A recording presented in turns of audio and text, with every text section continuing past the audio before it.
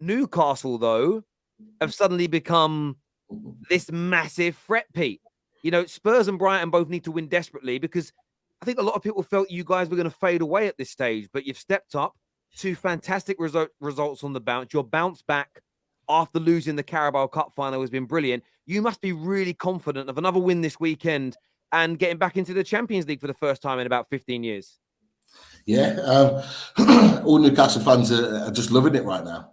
Just loving the ride, if I'm honest with you. You said we won the last 2 games. We've actually won 4 on the bounce now. So we won 2 before the international break. So we're the question was always going to be, for me, certainly as a fan, was it that the priority was the cup final and it switched focuses and it affected our league form, or was it that we just were going to fade away? And from what we've seen from Newcastle, it was that the priority was the cup. It's our first cup in 24 years. That was our main focus. For the fans, it was. Clearly, it was to the players. And to be fair, Eddie Howe has kind of admitted to that to a certain extent, that the cup final did take a priority in some of the players' minds. Now that's gone. It's done and dusted. We didn't win it. But the focus is on the Premier League. And I have to be honest, the last 2 games in particular, maybe the last 3 at Forest, even though it was a last-minute win, the way in which we've played reminds me of our pre-World Cup performances. The way we were working, the way we press. It's 95 minutes of non-stop pressing, non-stop action. Some of the boys on this panel will know from their teams, past and present, that play that type of football. But we're doing it on a level that I haven't seen Newcastle do since the days of Alan Shearer, in my opinion. And it's great to see. Can we get top 4? We're right in the mix right now, and I think yesterday proved it. West Ham aren't great, but you got to go and beat what's in front of you. But the way in which we did beat them was fantastic. Was a sensational performance from our perspective. Some people may point to mistakes being made, but I would argue that if you watch it back, we caused those mistakes because we continued to press them high. We didn't give them a second on the ball, and they were forced into those mistakes. So it just goes to show what Eddie Howe's doing with the boys. And look, with all due respect, we're winning these games with the likes of Jacob Murphy playing and getting assists and playing quality football.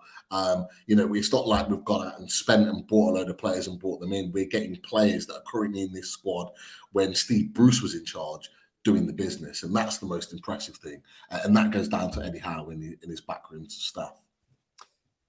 Mate, it has been brilliant to watch you from a footballing sense. Who do you think has to be the most, of the traditional top 6, who do you think has to be the most fearful of your new owners, the money, Champions League football, obviously giving you even addition, that helps you out FFP wise with spending, a bigger attraction for players. Who in the current traditional top 6 do you think has to be the most worried about Newcastle's rise? Because a year ago, when you took over, I think I remember listening to a Don Hassam space, and it was Man United that were being spoken about as a team that had to worry. But I think with our new potential owners coming in, that's now died a death. Who is it that you think should be the most fearful of you from that point of view? I've said it from the beginning, and I'll continue to say it the same. Spurs. Spurs are the ones for me that are probably the most fearful, or should be the most fearful out of the lot. And look, I'm going on to a different conversation here, but it just goes to show that Spurs are the most fearful because they were the ones that tried to stop this takeover more than any of the other top 6 in the process. And that's just stuff that I know with regards to that situation. But Spurs definitely, and the reason with Spurs is not only the stadium, is that they don't invest heavily in their team anyway. I mean, Pat will probably tell you the amount of times that they've been frustrated because of the lack of investment in their team. Now, you've got someone that can not only compete on their level, but exceed that and go beyond that. There's so much talk now that, and has been for the last 6 months. Oh, is it, if Newcastle get Champions League, is it too soon? No, can't go on quick enough. These owners are ready to go. If we get Champions League this season, we will go out in the summer and buy players, not necessarily spend more money, but buy players that are ready for Champions League football, and that'll be the case. Eddie Howe in his press conference before the Man United game quite openly admitted that he's got 3 different transfer transfer kind of like targets set out based on where we finish. One for the Champions League, one for Europa, one for the Conference. And those players are set out based on that. All they'll do as a club is go to which transfer strategy and they'll go for it. So, we are ready because these owners have not taken over Newcastle United, to just kind of settle for maybe the odd top four here and there. They want to win everything and they want to show that they're the best. So they will invest. Now, it won't be like a Chelsea or a Man City where it will be instant. It won't be like that because FFP, all that stuff talked about, it doesn't allow for it. And us as fans know that we're being extremely patient with it. We've been patient enough with Mike Ashley, so we have to be patient with it. But I'm more than happy to. But we know it's going to take a little bit longer than those other clubs, but we are more than confident that the continued rise that we'll get there. Yeah. And can I just say, I'm glad that other fans can now see what we're going through, because when we were pissed off with Levy and upset when Tottenham were, flying and doing well according to all you guys, and people like myself are saying Levy out, we're not happy. A lot of people are like, oh, why are you not happy? Look where you are. Like, even if you look at Gary Neville's cheeky comments during the week, he was like, Spurs fans, why are you upset? This is before you guys have played as in Newcastle and Man United. He was like, why are you not upset? You're fourth, you're above Newcastle, you're above Man United, you're above Liverpool. Like, you guys never were around this level before. Perspective. And obviously us fans are like, are you stupid? Look at the bigger picture. Look what's going on. And now the fact is, as a Spurs fan, someone that loves my club, I want us to do as well as we can do, and I want us to finish as high as possible. But then the other side of me is like, finally now, if we do finish outside the top four again, and the penny drops in terms of you guys getting better, Brighton getting better, Newcastle getting better, maybe that'll be the kick up Daniel Levy's backside to say, you know what, I'm not good at this job anymore, and I need to go. I can see what the fans are saying. I can see how angry and upset they are. Because if we do somehow finish in the top four again, for him, that's a successful season. And then he'll turn around and say, you know what, everything I've said and done has been justified. And, we go again next year. But we know deep down, he won't invest in the squad properly. He won't bring in a proper manager and back them. And the cycle just continues and continues and continues. And it's just boring. We've been there before. We're just there, better than the other teams, but nowhere near the teams above us.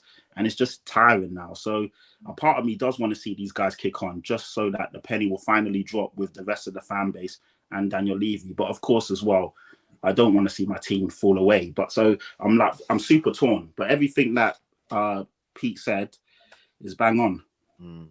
In terms of the top four, there's a super chat here that says from GK Auto LLC. Man's got his business name as his username. I love that. My top four: Arsenal, City, United, Newcastle. That's from an Arsenal fan. Lampard will win all his matches except the Arsenal match. Chelsea will be in the Europa League. That's a big prediction. I don't think he'll win. I hope he doesn't win them all because that will take points off us. But does everyone agree? Is that going to be the top four now? United bouncing back, highly likely to win the next two games. Everton and Forest. You see it going differently here, Sam? Who are you predicting to go in there instead of United or Newcastle? Listen, man, I wish I could see it differently. I really wish. But I just want to say Spurs are embarrassing. I put my neck out on the line for them. I put my neck out on the line from the start of the season. I said they're guaranteed to finish third. And I was supportive of Conte. And I'm like, Spurs have had an unbelievable window. And they keep embarrassing. I'm never backing Spurs ever again. This is the lesson I've learned from this year. Never back that club. That club is cursed. And I feel bad for Patrick because he has no choice but to support that club. But unfortunately for him, his club is fully cursed. There is no solution. Mourinho, Conte, they can get Pep and Klopp to do a tag team and that club will still somehow find a way to fail. It's just embarrassing. I wish I could say Newcastle and Spurs in the top four just so United fall off. But I watched the United-Brentford game yesterday. And I gave credit to United. Social media like, oh my God, who hacked you, Sam? You gave credit. But United played United played a fantastic game yesterday, and they deserve credit. For me, Brentford were horrible, but at the same time, United played an offensive game for the first time in a while watching them. Actually felt like they were on the offensive most of the game. So I don't think Spurs and Newcastle, with all due respect to Pete, Newcastle, people who grow up in the 90s, they know they're kind of the Spurs of like the other teams. They also bottle it usually, but this time they ain't gonna bottle it because the original bottler is fighting them. So like it's just, it's the master of bottling versus the other bottle job team. And let me say this, I heard Pete talking about Champions League and stuff. Let me address Eddie Howe. Eddie Howe, my brother, I love you. Ever since you were at Bournemouth, you've been doing me favors. It's time for another favor. You have triggered my trap card, Habibi. Joe Gomez, Champions League experience, 40 million British pounds, and we're going to get it done, and we're going to send him to St. James's Park. I'm going to take a plane to the UK and drive him there myself. Big up to Joe Gomez. He's going to be, he would look unbelievable in a Newcastle shirt in the Champions League as well. So I do agree that's going to be the top four because it's inevitable. Can you rely on Spurs to put a run together? No. And so that's the answer for me. So it has. Well, we don't even have a manager at the moment. And you said we're cursed. We're not cursed. We just have a crap chairman. Once Daniel Levy goes, things can get better. But as it stands right Patrick, now, I'll tell you why you're cursed. So go on. Can I just say one thing, Terry? I'll tell you why you're cursed. The reason why I think you're cursed is as follows. You do realize you have just went back full cycle all the way back to Pochettino.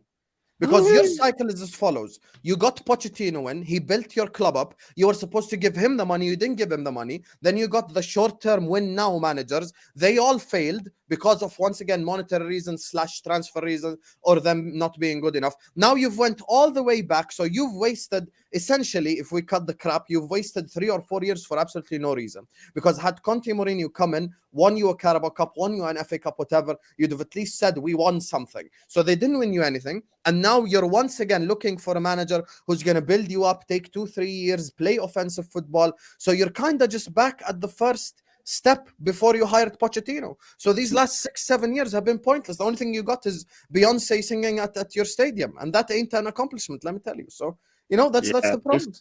Bro, you're preaching to the choir. This is stuff I know. So, this is the problem. But like you said, we bring in win now managers and we don't give them the tools to win now. It's embarrassing. It's stupid. And obviously at the time, the thing is, Daniel Levy, in a way, he's so smart and cunning because bringing these managers in has bought him time. But now there's nowhere to hide. There's nowhere to hide. And if he doesn't bring in the right manager and back, he's already up shit's creek anyway. So, yeah. Brendan Rodgers, right manager? Brendan Rodgers. No way. He's currently the favorite. Brendan Rodgers is currently the favorite to take over with the bookmakers. That's where people There will be riots. Literally, we'll be banging on Daniel Levy. We'll do what you did, Terry. We'll be literally banging on his door and dragging him out of his bedroom when he's sleeping and just beating him up in his car. You should just give Poch the money. He's also a manager that likes money as well. Brendan Rodgers is also a manager that needs money to work. So that doesn't work for Tottenham either because, like Sammy, from Liverpool, like he demanded money time and time again. He then went to Celtic and did exactly the same. He literally left them skinned and then went to Leicester and has raided them. They've got no money left. So he's going to go to Tottenham. Tottenham ain't going to give him money from the get-go. So it's going to be a failure from the beginning. Like he needs to go where the money is. I hear that. The funny thing is, at the beginning of the season, Tottenham were the most nailed on for the top 4 out of the 3 teams that are in the race right now. And I honestly view Tottenham as the team that benefits the most out of not being in the Champions League. Because if they don't go into the Champions League, then maybe you would see Levy actually make some changes. But if they do go in the Champions League, it will paper over cracks. Where Manchester United, if they get into the Champions League and Newcastle get into the Champions League, it will take them to another level. Where Tottenham getting into the Champions League doesn't necessarily take them to another level. It just prolongs what they've been doing for the last. What changes though, Igal? You say changes. Name the changes. Okay, for who? For Tottenham or for Manchester United? Yes, for Tottenham. What's the changes? Tell me. What can they do? If they don't get Champions League, at the end of the day, Levy and these guys know they failed as a season. If they do get Champions League football, even though the season has not been the way they wanted it to go, they've sacked their manager, everything's gone bad. At the end of the day, if they get Champions League football, they will deem the season as successful. No, but Igal, that's not my point. You said if they don't finish in the Champions League, they'll make changes. I'm asking what changes. Because that's what I'm saying. Tottenham are at a dead end right now. What changes? Tell me. The change will be the way they view the summer. Because at the end of the day, a team that has had a successful season will view the summer as, it's not necessarily emergency. So who do they hire then? Brendan Rodgers, you think that takes them over the top? I honestly don't care who they hire as an Arsenal fan, but the reality is I'm going from the perspective of what they would deem a successful season. Reality is no Tottenham fan will probably deem the season a successful season, but Daniel Levy, as a businessman, will not be as aggressive in the transfer window in the summer, I don't think, if they do get Champions League football, as if they didn't. Yeah, I hear you know you. what? Yeah. Sorry, Terry. I was just going to say, a gal spitting. If, like I said in my little rant earlier, if we get Champions League football, Daniel Levy will view the season as a success. As horrible as it's been, he will say, we finished fourth. You know, we got our objectives, blah, blah, blah. We need to finish outside of the top four from an actual footballing standpoint so we can actually go again, so we can actually reassess. And, these are all things that we're hopeful anyway, because Daniel Levy probably won't do it anyway, but this is what probably needs to happen so he can actually take a long, cold, hard look at himself.